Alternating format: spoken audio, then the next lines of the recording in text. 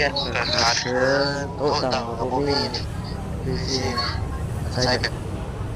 ในห้องเดียวโต๊ะต่ำบ่มีขาดเคินเนี่ย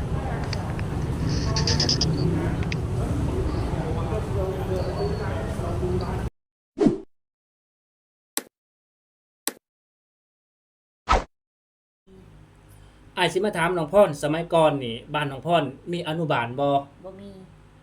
มีแค่ป .1 กับป แค่ป .1 กับป .2 เท่านั้น .2 โด บ่ ยและส่วนเรียนก็ครูสอน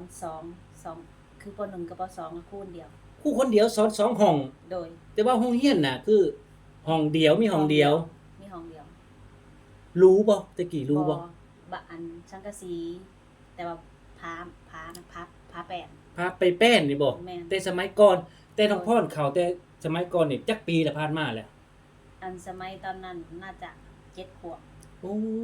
7 ขวบแต่ตอน7 ขวบนี่คือบ่มีอนุบาลบ้านเฮาติแต่ปัจจุบันในบ้านน้องพรนี่มี มี โอ้พี่น้องเมื่อก่อนน้องพรเขาเนี่ยนี่สมัยก่อนนี่หมู่บ้านน้องพรใหญ่บ่ บ่ใหญ่ประมาณ40หลังคา โอ้พี่น้องเนาะ40หลังคาก็ถือว่าสมัยก่อนตะกี้ก็คือว่าบ้านตั้งใหม่เนาะ โดย คือว่าโรงเรียนก็มีห้องเดียวพี่น้องก็แบ่งครึ่งซ้ำพี่น้องเนาะห้องเดียวก็แบ่งครึ่งซ้ำแบ่งครึ่งคือว่าจังไดป .1 กับป .2 แยกพี่น้องคือว่ามีโต๊ะนั่งก็แยกคล้ายๆว่ากั้นกลางพี่น้องเนาะประมาณนี้บ่ โดย จบจากหมู่บ้านมี2ป .2 จังซี่น้องพรไปเรียนไสต่ออีก ไปเรียนอีกหมู่บ้านหนึง หมู่บ้านหนึงไกลบ่ ไกลอยู่นั่งคันยางก็ประมาณ30นาที โอ้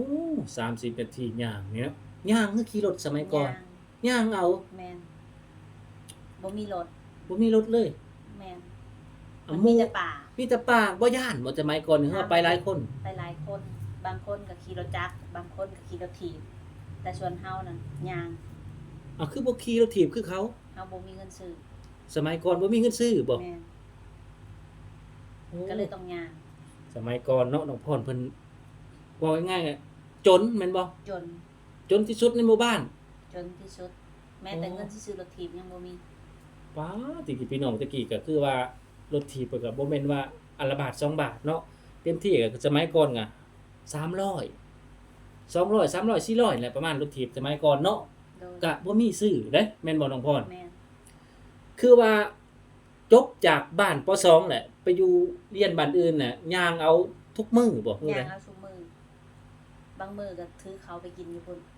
เขาอยู่โรงเรียน แม่น ชื่อว่าไปกับหมู่บ่คือ ไป ว่า กับหมู่ คือว่าหมู่กับบ่มีคือกัน หมู่ก็บ่มี โอ้พี่น้องเนาะนี่แหละชีวิตของคนเฮาเนาะสมัยก่อนมีส่วนใหญ่ก็บ่ค่อยมีกันเนาะ แต่ว่ารุ่นเอื้อยชุเพิ่นมีรถถีบขอขี่นำเพิ่นก็บ่ให้ขี่ เป็นหยังคือเพิ่นคือไม่ขี่ สงสัยเพิ่นคิดว่าเฮาจนนะมั้ง โอ้เพิ่นก็ยังสิแบ่งแยกกันอยู่โอ้คนนํกันเนาะพี่น้องเนาะเฮาเห็นว่าเฮาผู้น้อยบ่คือบ่ให้ขี่คือว่าน้อยก็บ่ได้นักปานใดเนาะพี่น้องสมัยก่อนก็ถือว่าเพิ่นบ่ให้ขี่ก็ต้องยากเนาะของเฮาบ่มีแม่นบ่ แม่น โอ้พี่น้องนี่แหละชีวิตของคนเฮามันบ่แน่นอนสมัยก่อนบ่ว่าไผบ่ใช่ก็เจอคือกันความทุกข์บ่ใช่ก็จบแค่ป .4 พี่น้องก็ย้อนว่าจนอยากไปเรียนต่ออยู่แต่บ่มีเงินฐานะครอบครัวหรือว่าพ่อแม่ก็บ่มีไผเนาะเพราะว่าบ่ใช่ก็เป็นโรคคนโตพี่น้องมีน้องก็2คนน้องก็ยังเด็กน้อยเนาะน้องพรที่ว่าไปเรียนที่หมู่บ้านอื่นจักปีน้องพรไป เฮาไปนะ จักปีที่น้องพรเที่ยวไปเขาเรียนบ้านอื่นน่ะ 5 ปี 5 ปี โดย ที่บ้านอื่นมีโรงเรียนจักสักสั้นน่ะ มีสั้นเดียว ฮอดปใด ฮอดม โอ้พี่น้องฮอดม3พี่น้อง1 2โอ้ม3ก็คือสมัยก่อนตะกี้ก็ถือว่าจบสูงเลยม3เนาะ .3 บ่เฮาเรียนนะเฮาไปเรียนป .3 ป .4 อยู่พุ่น อ๋อ แต่ว่าเฮาเรียนบ่ได้ฮอดพุ่น ไม่ปันตึกมันโกงเลยอยู่บ้านอื่นหมู่บ้านอื่น แม่น เรียนจักปีที่เรียนอยู่หั่น เฮาเรียนอยู่ในหันน่ะเฮาอยู่ม .1 เฮาก็ออก โอ้จบแค่ม1แต่ว่าหมู่บ้านนั้นมีโรงเรียนฮอดไส ฮอดม .3 ม3 แม่น แต่สำหรับน้องพรเนี่ยคือจบม .1 ก็ออกเลย บ่ได้ฮอดบ่ได้จบสำนักเรียนฮอดครึ่ง ก ก็ออก แม่น เพราะหยังคือได้ออกกลางโรงเรียนตอนนั้น เพราะเขาทุกข์ ทุกข์บ่ แม่นทุกข์ยาก โอ้ และอีกอย่างก็แม่ก็ฆ่าลูกน้อยเฮาก็ต้องเอาน้องนํแบบนี้เพื่อเพราะว่าเฮามาแต่โรงเรียนเฮาก็ต้องไปมัดเข่าค้นเข่าซอยพ่อซอยแม่ ก็ลำบากจังซี่เนาะ แม่น เพราะว่าเฮาคือน้องพรนี่เป็นลูกคนโตบ่ แม่นเป็นลูกค โอ้ นโต พี่น้องเนาะคือความลำบากจังซี่แหละแต่กี้แต่ก่อนบ่ใช่ก็เจอกันอุ้ยทุกข์ยากจังนี้พี่น้องเอ้ยเป็นผู้ชายก็ได้หาบเข่านึ่งเข่าแต่กี้ก็ได้เนาะ